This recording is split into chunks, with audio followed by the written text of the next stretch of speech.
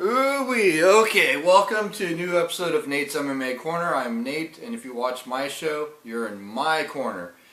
Okay, so today's episode is a post-fight show for UFC 174, Demetrius Mighty Mouse Johnson versus Ali Bagutinov for the UFC Flyweight Championship of the World. Demetrius looking to defend the belt for a fourth time. Yeah.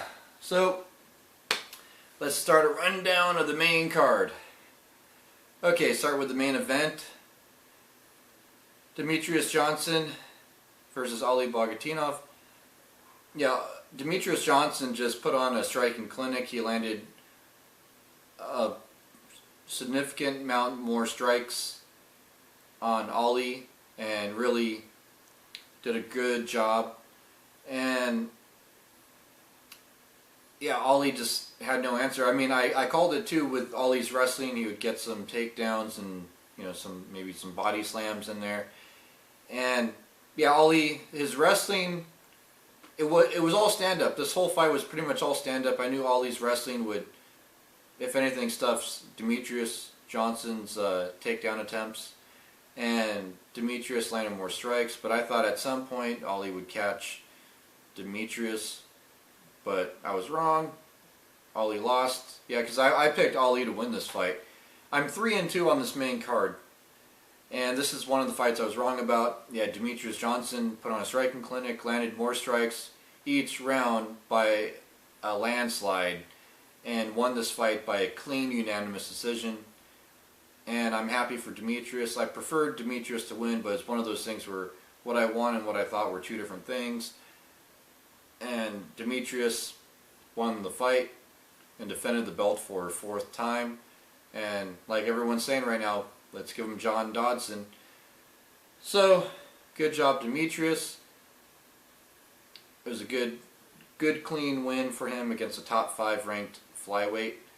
So, the co-main event was my buddy, good buddy here, Rory MacDonald, against Tyron Woodley. And I figured this too, that Rory MacDonald would pick his shots, stuff the wrestling attempts, the takedown attempts of Tyron Woodley, and Rory MacDonald looked great.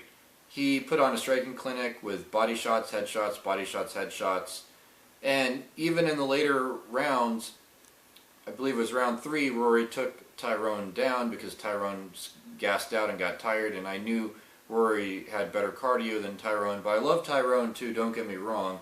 I would have been happy either way. I'm a fan of both these guys, and it'd be awesome to meet Tyron one of these days. I'm sure he's a great guy. And yeah, Rory MacDonald won. I hope at some point they give Rory a title shot. Apparently they're not giving him a title shot for this fight. But I mean, there's so many great welterweights, it is a tough call.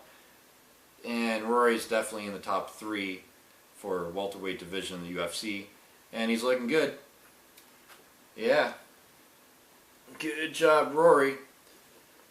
So, yeah, he won by unanimous decision. And yeah, Rory landed way more strikes than Tyron, and was able to deal with Tyron's wrestling. And that pretty much sums up that co-main event match. Then in the light heavyweight division, we had Ryan Bader versus Rafael Cavalcante. Now, I picked Rafael to win this because I was like, well, if he could beat King Mo in Strikeforce, then he could surely beat Ryan Bader in the UFC, because Ryan Bader and King Mo are similar in style, where they're big, stocky, light heavyweights. They both have good wrestling base, and they both have heavy hands, but they're not necessarily the quickest hands. And Rafael, wow, he got overwhelmed with the wrestling and the ground and pound, and I was shocked. I'm happy for Ryan Bader. I am a Ryan Bader fan. Wow, I couldn't believe this. I thought Bader was going to just get knocked out at some point trying to wrestle, and Rafael would stuff the takedowns and eventually knock out Ryan Bader. But yeah, this fight went to a unanimous decision. It was pretty much ground and pound all 3 rounds, and a good clean win for Ryan Bader. And yeah, that sums up that match. Then in the heavyweight division, I think I know like 99% of the world, 99% of the world will disagree with me on this. But oh well, I think this was the showstopper fight of the whole pay-per-view. And I'm not joking either. I know a lot of you are watching this right now going, well, okay, you got to be kidding me, right? But no. I thought that this was such a classic heavyweight clash. Man, you had Andre the Pitbull Arlovsky versus Brendan the Hybrid Schaub. And it was old school versus new school in the heavyweight division. You had, Andre Arlovsky, former UFC heavyweight champ. Can he still hang with the top 15 or so heavyweights in the UFC? And Brendan Schaub, he went in and did his thing. And man, what a win it would have been for Brendan had he won that fight against a legend in Andre Arlovsky. And this fight went to a split decision. A lot of people are upset. They think Brendan won. This fight really could have gone either way. It was a coin toss. I would have to double check the stats, but just, look of aggression, look of pace, look of strikes landed. I mean, there's so much ifs, ands, or buts about this match, but the heavyweights always bring it. They're always the most exciting. And yeah, this is like low on the totem pole for most exciting heavyweight fights, but even low on totem pole for heavyweight is still more entertaining than a lot of other fights out there. And yeah,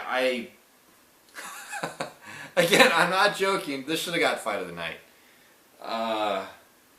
Yeah, it's just Andre Arlovsky. He got the win by split decision.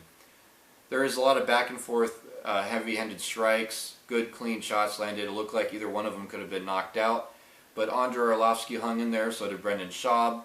Brendan Schaub got that takedown in the last round, but then Arlovsky was able to get back up. I picked Arlovsky to win this fight, but after the fight, I really didn't know who won, and they gave it to Andre Arlovsky, and now Andre Arlovsky's in the top 15, which, by the way, I met him in Vegas. He's a really nice guy. Yeah. Then, he won by split decision, so it'll be interesting to see, will he perform better in his next fight? Because, I mean, a lot of people expected there would be a knockout on either side, but there wasn't. I knew that Andre could deal with the ground game of Brendan Schaub, though. I mean, he was able to get out of the takedown at some point, not get pounded out too much, because he has a strong Sambo wrestling background. Brendan Schaub is, I believe, now a brown belt in Brazilian Jiu-Jitsu, and he loves to use that Jiu-Jitsu, but Brendan Schaub should mix it up with strikes to set up the takedowns, which I think he did in this fight, but it was hard to pull off against Andre Arlovsky. And yeah, this whole fight, you could debate either way who won. I mean, it was tough. I won't argue with the people that think Brendan won, for sure, which I also met Brendan. He's a great guy too, by the way. And yeah, so they give it to Arlovsky by split decision. That was, 29-28, 29-28, and 29-28 for the other guy. But anyways, good job, guys. Then to kick off the main card, we had Ovince St. Preux versus Ryan Gimo. And yeah, I picked Ovince to win this fight.